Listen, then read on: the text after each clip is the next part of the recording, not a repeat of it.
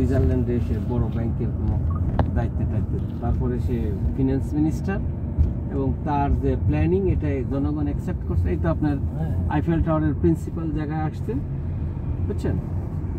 আচ্ছা, প্রিন্সিপাল জায়গায় আসছেন। এখন এখানে আমরা এই জায়গায় দাঁড়ায় কোথাও ছবি না, ছবি আপনি তুলবেন, আপনার রাইটে চলে যাব। তবে এখানে আবার না ঘুরে আসতেছি।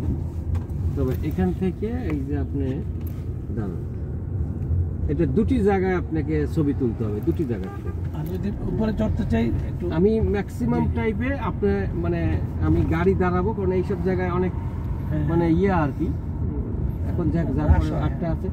এখানে আপনি দাঁড়ায় ছবি টবি তুললেন, এইখানে দুই সেন নদীর মাঝখানে দাঁড়ায়।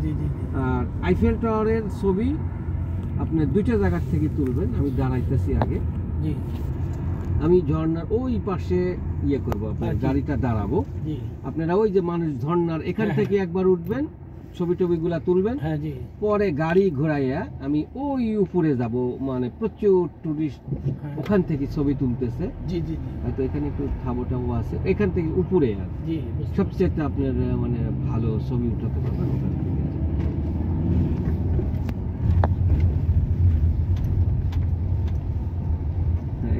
প্রচুর টুরিস্ট আসে এখানে, এরকম।